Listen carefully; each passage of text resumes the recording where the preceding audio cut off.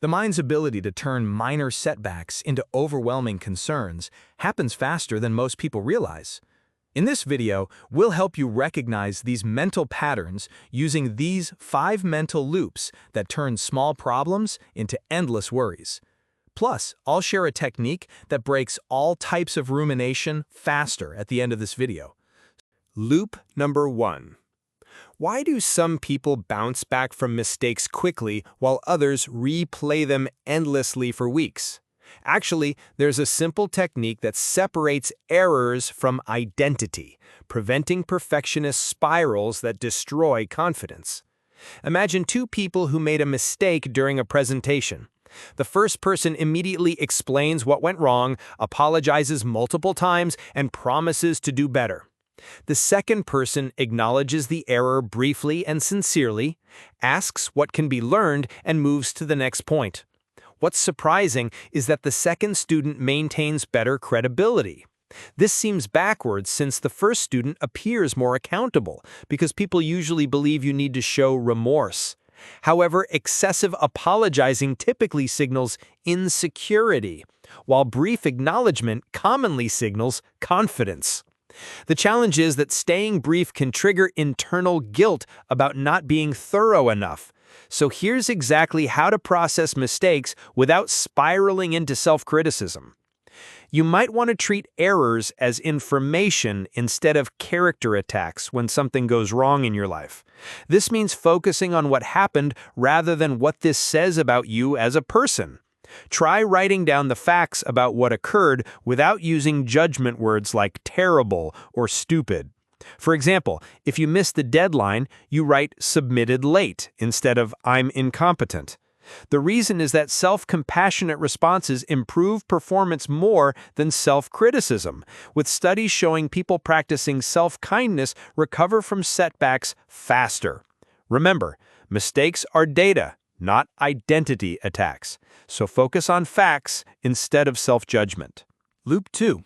Have you noticed how some people prepare realistically for challenges while others create disaster scenarios that feel completely real? Turns out there's a probability method that stops catastrophic imagination from hijacking your decision-making process. Watch what happens when 2 friends prepare for job interviews. The first person researches the company, practices common questions, and gets a good night's sleep. The second friend imagines forgetting their words, pictures the interviewer's disappointed face, and rehearses detailed scenarios of professional failure. You'd probably think the second person is being more conscientious about preparation and potential problems. However, catastrophic thinking typically increases anxiety while decreasing actual performance. But realistic preparation without disaster planning can feel like you're not taking things seriously enough. So here's the method to prepare effectively without creating psychological disasters that drain your energy. Consider asking yourself what's actually likely to happen instead of what could possibly go wrong whenever you catch yourself imagining disasters. This is about distinguishing between realistic concerns and anxiety-driven storytelling that serves no useful purpose. Try writing down 3 realistic outcomes and 1 prevention step for each concern. Say you're worried about a presentation. You write, might forget a point.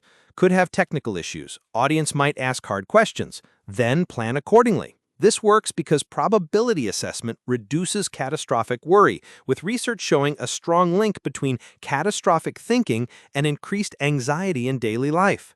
Remember, prepare for likely events, not imagined disasters. So focus on realistic planning instead of worst-case storytelling. Loop 3. Ever wonder what makes certain people move on from awkward social moments while others replay conversations for days? Well, there's a boundary technique that processes interactions once, then redirects mental energy toward meaningful activities. Consider 2 students receiving critical feedback from their professor. The first student thanks the professor, asks 1 clarifying question, and heads to the library to work on improvements. The second student replays every word, analyzes the professor's tone, and wonders if the criticism means they're not cut out for their field. This might seem like the second student is being more conscientious about feedback and growth. However, replaying conversations usually creates distorted memories and increased social anxiety. But reviewing something once also can feel like you're not taking feedback seriously enough. So here's the method to process conversations without spiraling into self-doubt. Try reviewing what happened once, then moving on each time you catch yourself replaying conversations over and over. This is about giving yourself one chance to think about it, then doing something else that needs your attention. You can start by spending 5 minutes writing down what you learned from the conversation, then put the notes away and start a different task. Say you're replaying a work situation. You write down 2 good things and 1 thing to improve, then move to your next project. This works because constantly replaying social moments actually makes anxiety worse, with studies showing a moderate association between post-event rumination and social anxiety symptoms. Remember, think about it once, then let it go.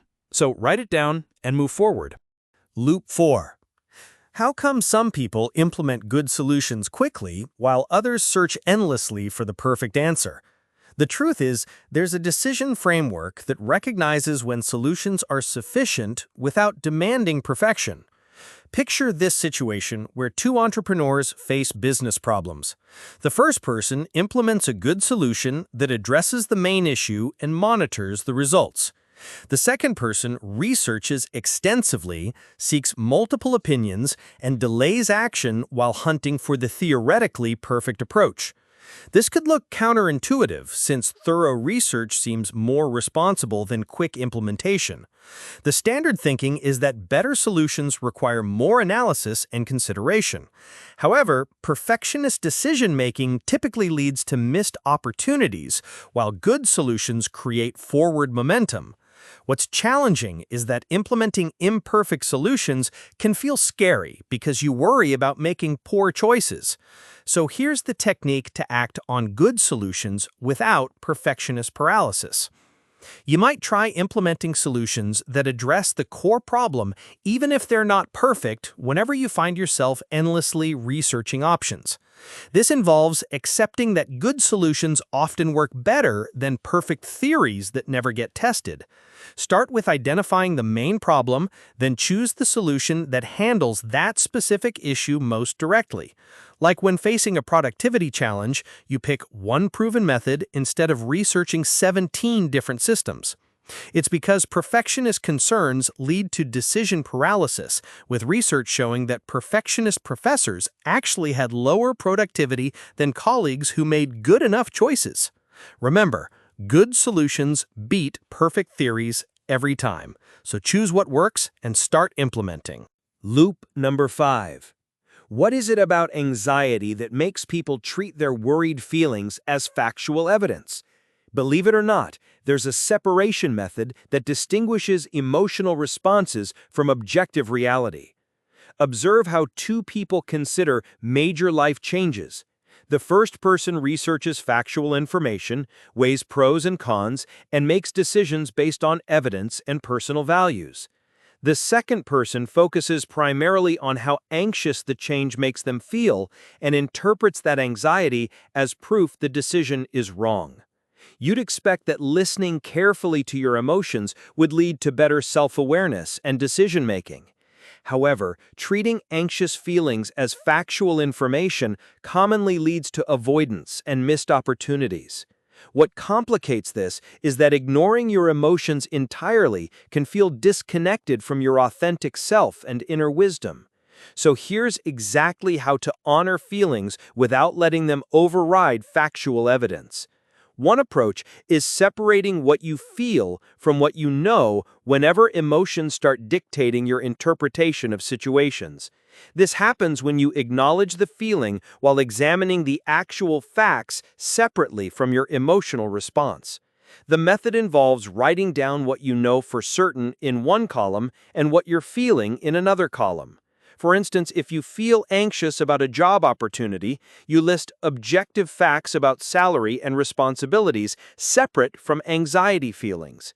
This functions because emotional reasoning serves as a risk factor for depression, with research showing that mistaking feelings for facts commonly characterizes anxiety disorders. Remember, feelings are signals, not facts about situations.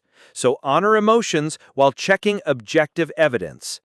Which mental loop do you recognize most in your own thinking patterns? Let us know in the comments below. If you're interested to learn more about building unshakable confidence, then be sure to watch our videos to learn more about the power of you. See you there!